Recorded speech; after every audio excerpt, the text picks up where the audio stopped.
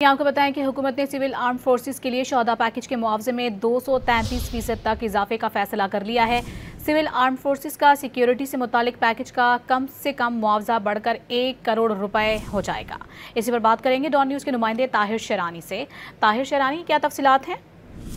जी, वफाकी हुकूमत ने सिविल आर्म फोर्सेस की खिदमात का एहतराफ करते हुए जो सिविल आर्म फोर्सेस के एहलकार हैं वो मुल्क की सरहदों की हिफाजत, अंदरूनी सलामती के फ़राइज़ और पाक फौज के शाना बशाना मुख्तलिफ ऑपरेशन में खिदमात अंजाम दे रहे हैं। इसलिए वफाकी हुकूमत ने सिविल आर्म फोर्सेस के लिए शोहदा पैकेज के मुआवजे में बड़े इजाफे का फैसला किया है। हुकूमती ज़राए ने तस्दीक की है कि वज़ीर-ए-आज़म शहबाज शरीफ ने वज़ारत दाखिला की समरी पर सिविल आर्म फोर्सेस के लिए शोहदा पैकेज इस्लामाबाद का जो मुआवजा है वो इस्लामाबाद पुलिस के बराबर करने के लिए समरी की वफाकी काबीना से मंजूरी लेने की इजाजत दे दी है। ये इजाफा तकरीबन 233% बनेगा।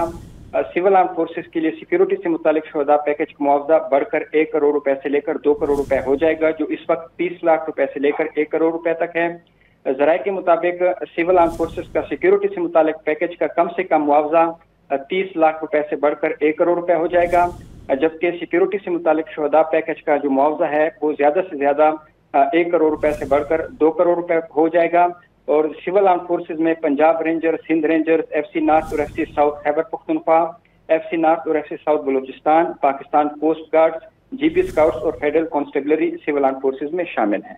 जी, बहुत शुक्रिया आपका ताहिर, तफसीली तौर पर आगाह करने के लिए।